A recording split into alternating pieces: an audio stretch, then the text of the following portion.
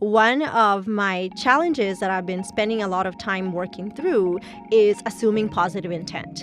This was a concept I learned. I was listening to Brene Brown. She has an Audible, and I'll link it in the show notes, called Rising Strong as a Spiritual Practice. And it's based on the work of her book, Rising Strong, but she did it in the context of spirituality. She talks about assuming positive intent, that people are doing the best they can. Even if it doesn't feel that way for us, like I believe that having that idea that people are doing the best they can, it doesn't mean people are doing their best. Like there's a limit to how good they can be or they can do, but we're giving them positive intent. Like right now, with the information they have, this is the best that they can do. It really creates our ability to communicate with people from a place of compassion and curiosity.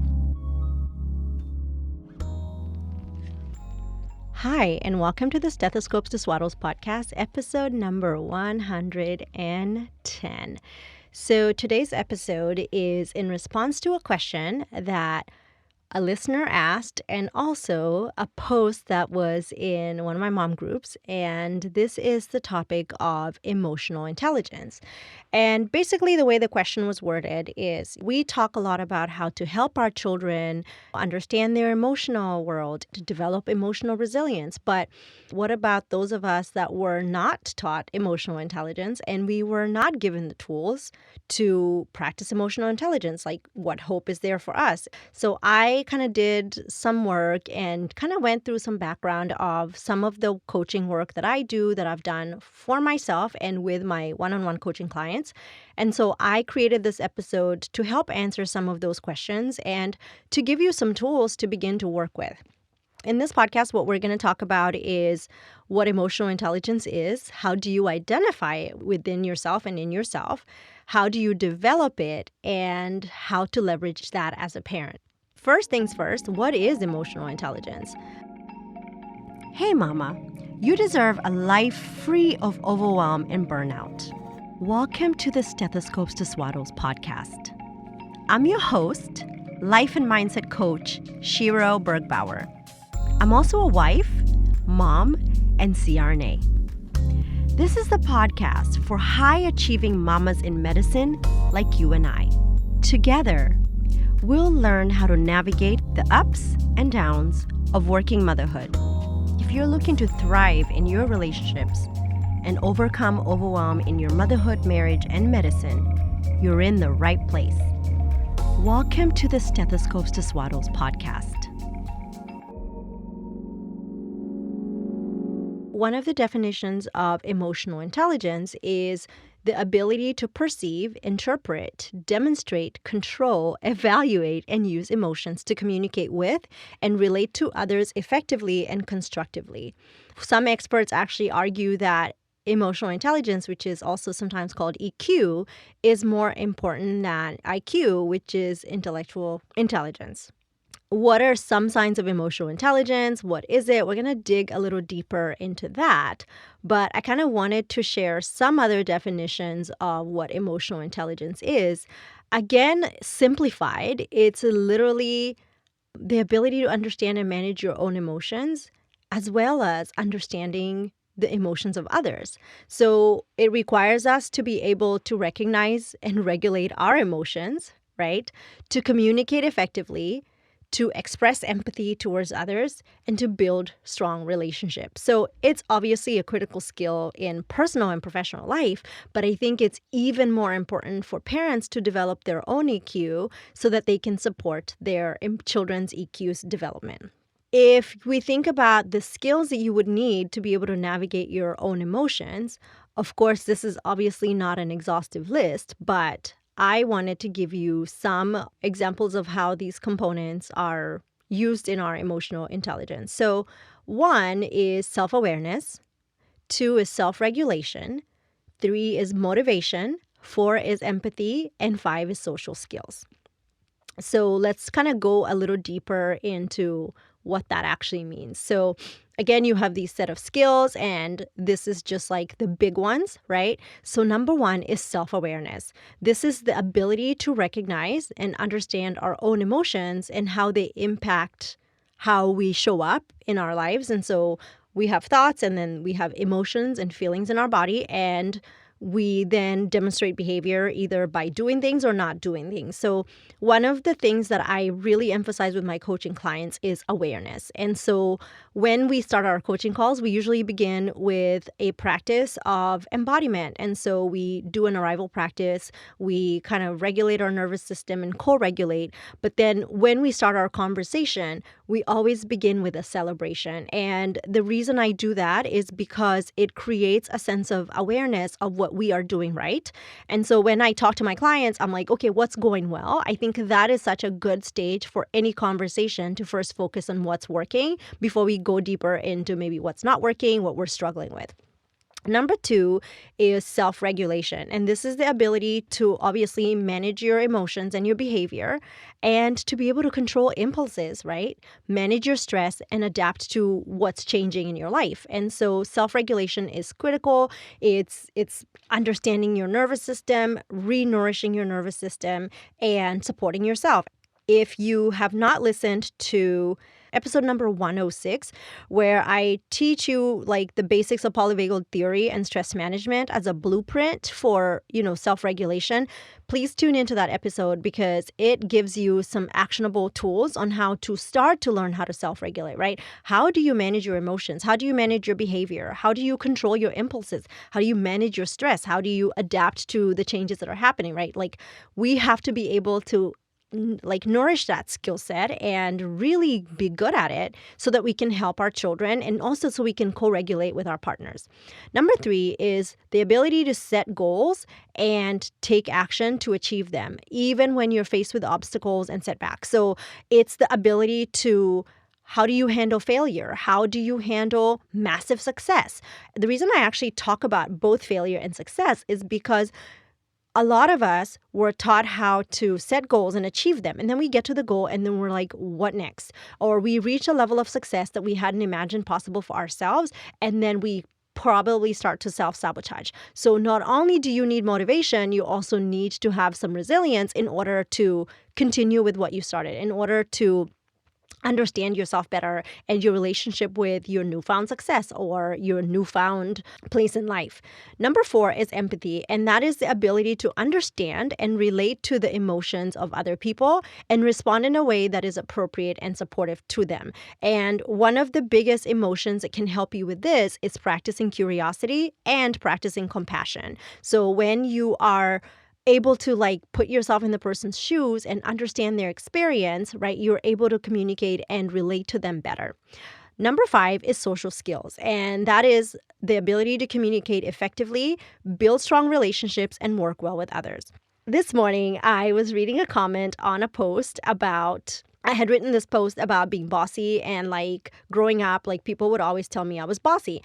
And somebody I went to high school with commented, and she's really sweet. And again, this is my 15-year-old self conversation, right? And she said, one day you asked me, why do you always want to know so much about other people? I can't remember the exact instance, but I kind of can remember why I asked her that question. And she was a very sweet girl, but she would always try to infogather. And as a child who grew up very suspicious of people who were trying to get to know me, I was like, why do you want this information? And so I had to understand, obviously, that she was coming from a great place, but she was like, I was so shocked by your directness.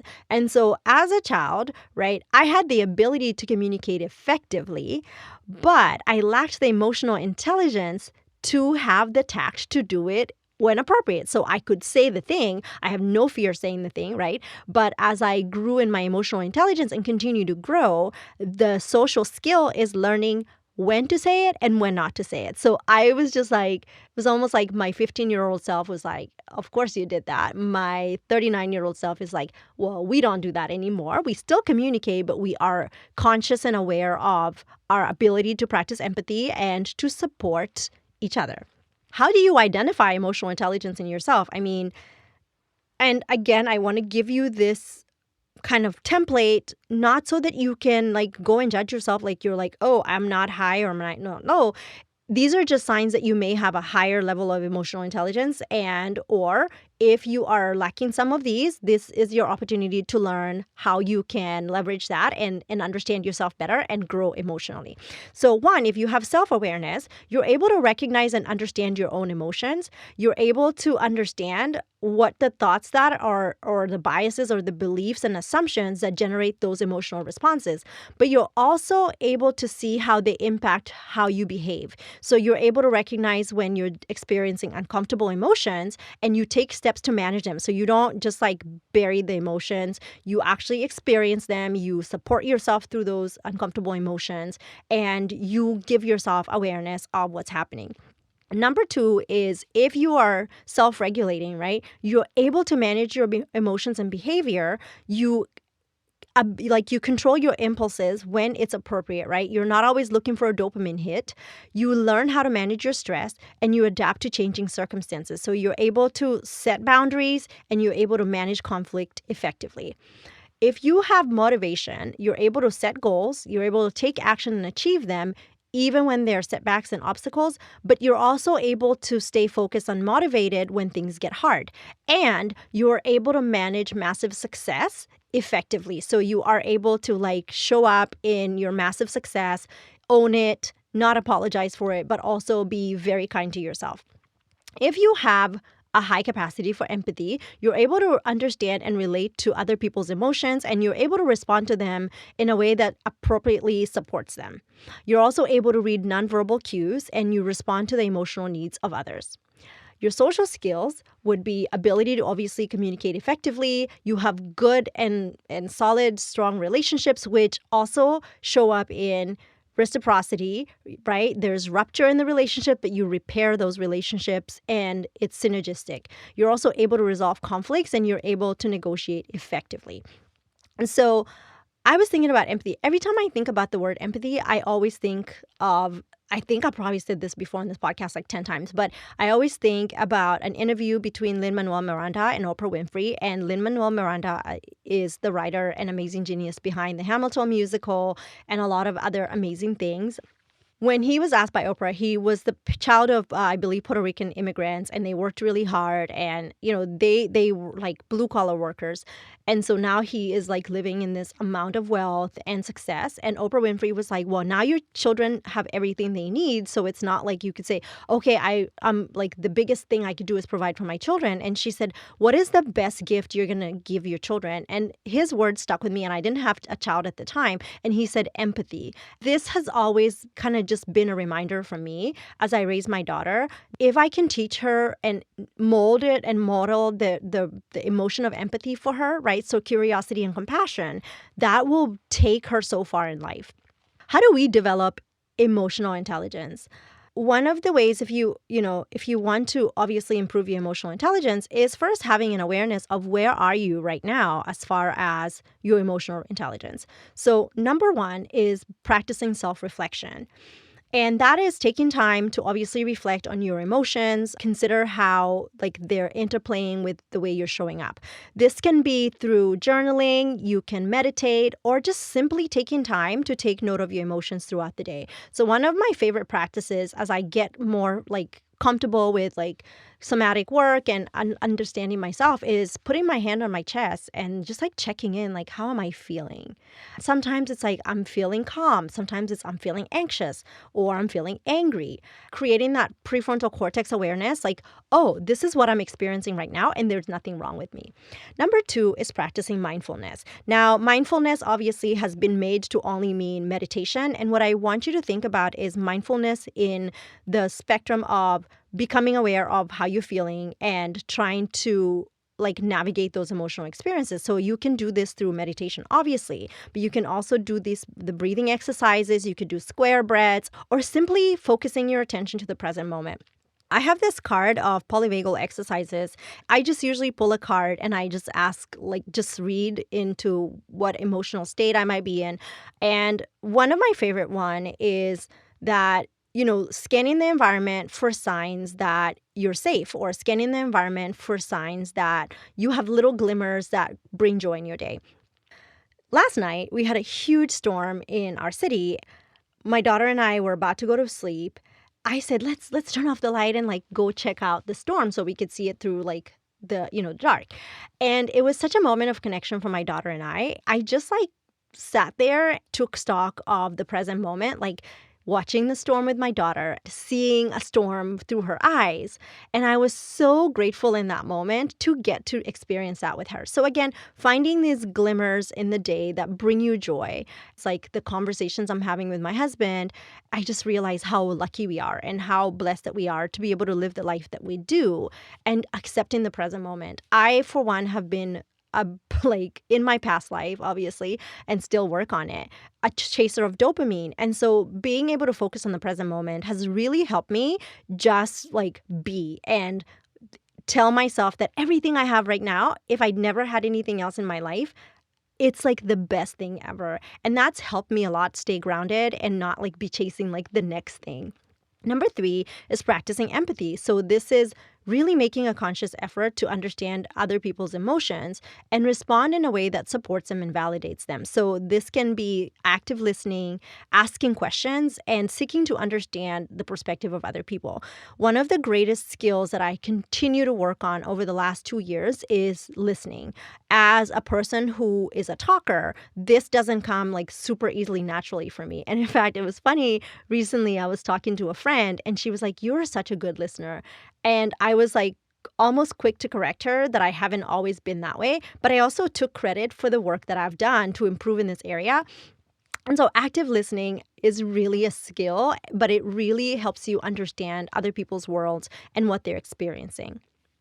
Number 4 is practicing communication skills, right? Working on your ability to express your emotions effectively and listening and responding to other people's emotion in a way that creates more connection, more understanding, and obviously better relationships. So again, this can be active listening. And one of my favorite tools, which is using I statements, which is I feel, insert an emotion, when insert maybe the thing that you want to complain about to your partner, not criticize, complain about. And what I really need is this. And that gives your partner ability to understand your emotional experience without feeling criticized. And when I think of that too, I think that many of us were not taught the difference between thoughts and emotions. So a lot of the time when we say, I feel like, that's usually followed up by a thought or a belief or an assumption versus I feel and insert a sensation, emotion in your body. Really understanding the perspective of others too improves your communication skills. One of my challenges that I've been spending a lot of time working through is assuming positive intent. And this was a concept I learned. I was listening to Brene Brown. She has an Audible, and I'll link it in the show notes, called Rising Strong as a Spiritual Practice. And it's based on the work of her book, Rising Strong, but she did it in the context of spirituality. And she talks about assuming positive intent, that people are doing the best they can, even if it doesn't feel that way for us. Like I believe that having that idea that people are doing the best they can, it doesn't mean people are doing their best. Like there's a limit to how good they can be or they can do, but we're giving them that like positive intent. Like right now with the information they have, this is the best that they can do. It really creates our ability to communicate with people from a place of compassion and curiosity.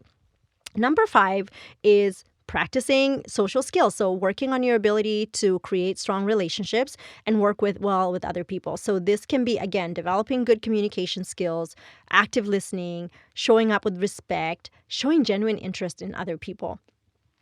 Number 6 is seek feedback. So asking others for feedback that you trust, that are really being in your vault, that you can be vulnerable with. Ask them for feedback on your emotional intelligence and ask them, how can I improve? So be open to them criticizing you constructively, and it will help you improve your EQ. Number 7 is learn from other people. So pay attention to people you think have high emotional intelligence.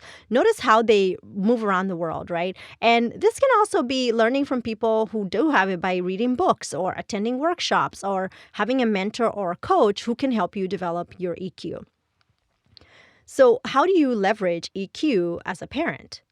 One is by modeling emotional intelligence. Now remember, we can't teach something that we don't do or have. So children learn by example. So if we can model our own emotional intelligence to them, right, by expressing our emotions in a healthy way and also responding appropriately to their emotions, right, we can set this template for them to understand their emotional world.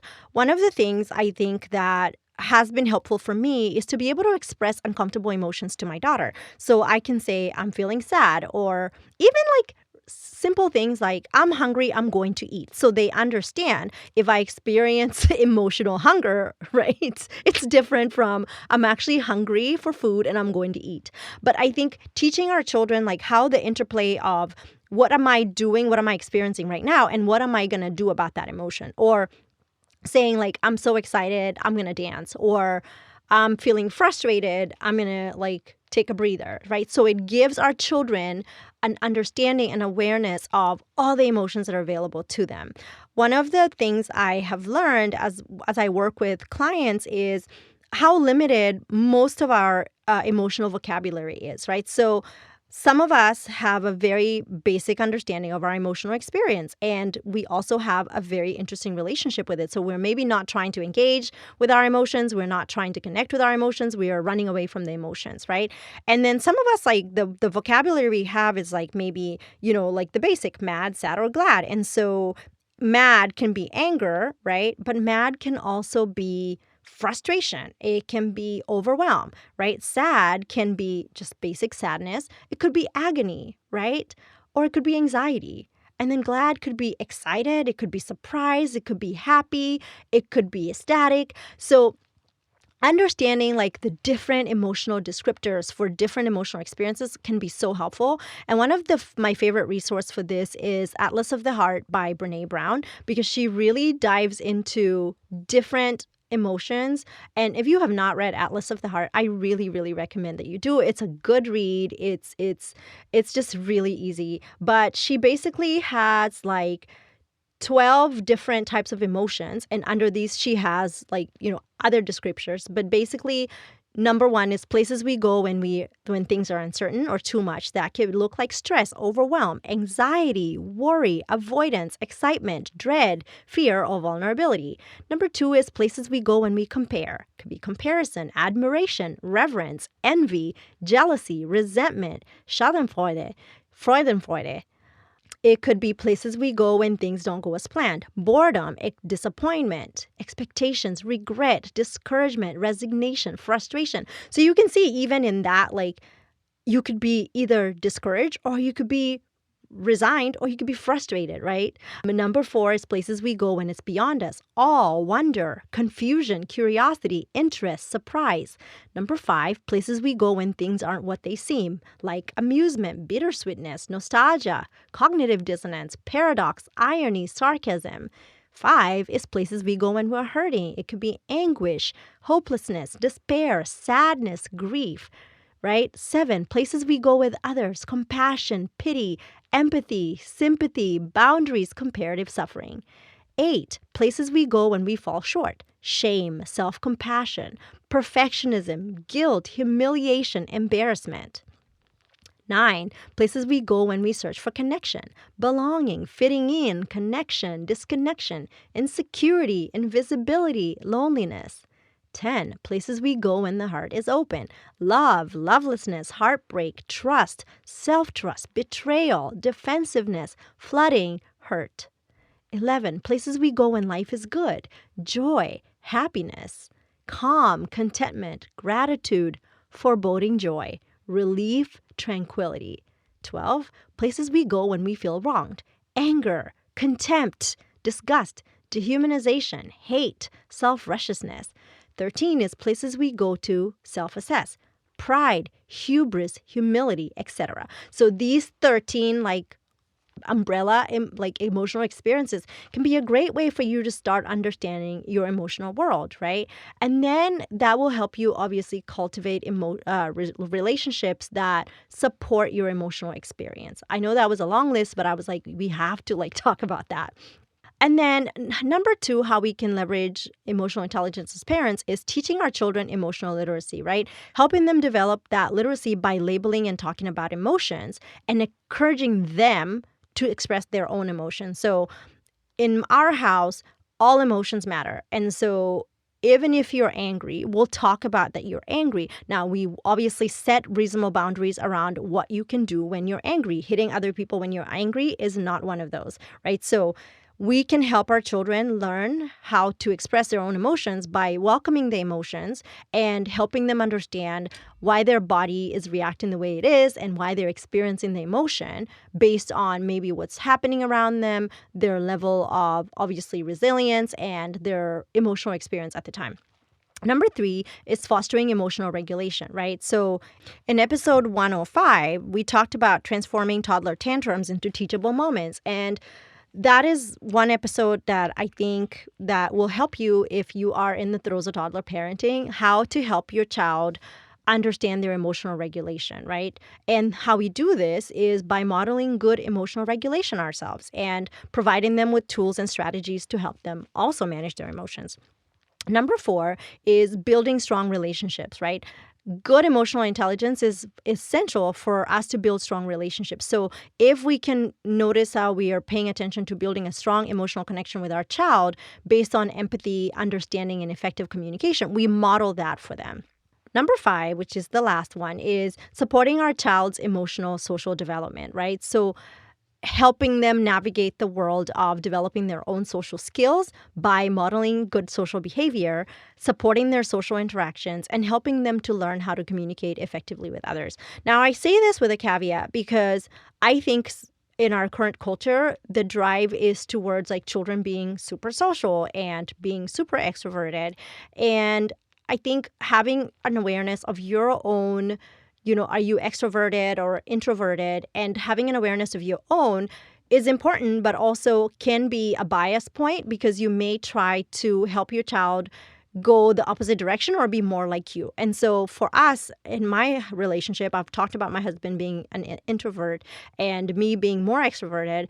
When our child, we were getting, reports from the school about, she is not really trying to make multiple friends. She has like one very close friend and she's very happy about that. And, they're trying to encourage her to play with her classmates more.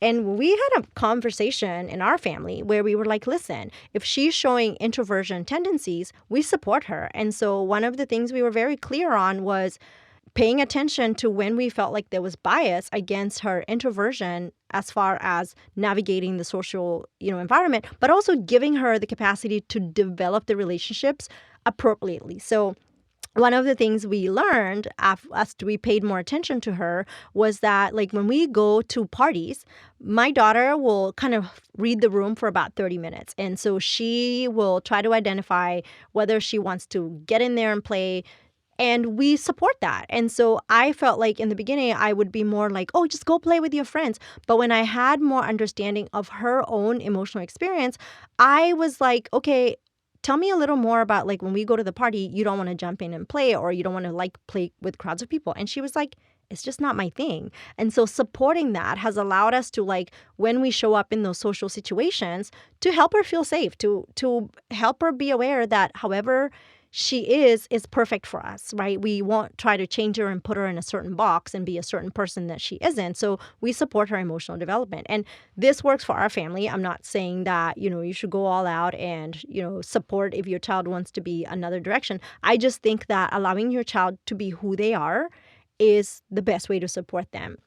One of my coaching clients has a child who is introverted, and we were talking about the book Quiet, which I reference in the episode about introverts, and they actually have a kid's version of that book, and I have actually started reading that book too for understanding my own child. But she and her daughter started to read that book, and they've come up with so many great ways to connect from the understanding of her personality type versus trying to fit her in a box because the whole world is trying to be social and outgoing. It might not be what works for your child, right? So again, that is just a summary of how we can support our children and leverage that as parents. But also we have to be willing to continue to do the work to grow our own emotional, intelligence, and understand that nothing's wrong with us. Like, if we are falling short in a certain area, it's just room for us to work on. So in conclusion, right, it's important for us to develop this skill. It's a crucial skill for our professional life, our parenting life, and for our personal life. Leveraging that obviously requires us to put in some work. And I want to offer you that in the Smart Mama Club, this is some of the work that we're going to be working on as far as like, how do we self-regulate? How do we practice awareness? How do we improve our communication skills? How can we get better at empathy? How do we help our kids regulate? And so I think this work is great done in community because we support each other, we grow together, and we really have an understanding of our own experiences in a community that feels safe and we can be understood. So this is my invitation for you to join us in the Smart Mama Club if you haven't, because we will work on these skills together and I will give you tools to continue to do the work and check-ins that will help you continue to grow those muscles, right? It's like literally having a workout, right? So you can know that, for example, how you want to build your biceps is by doing biceps curls and hammer curls. And you have that intellectual information, right? When you have a personal trainer that has a calendar with you and you get to do those bicep curls over and over and you improve your form over and over, right? You go further, faster.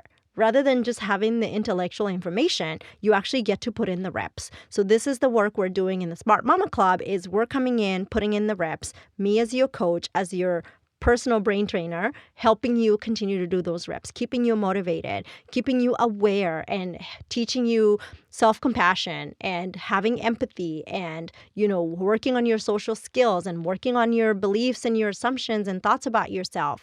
All this work is work we're doing in the Smart Mama Club, and I believe it is meaningful work. I believe it's game-changing work. If we as women do this, we will change the world by having great emotional intelligence. So I hope this episode has given you some places to start. And for the mama who reached out and asked the question, and from the person who posted in the group post, I hope this kind of helps you get started on navigating your emotional intelligence journey. And as always, I'm here to support you. You can reach out via email, hello@stethoscopestoswaddles.com, or find me on social media.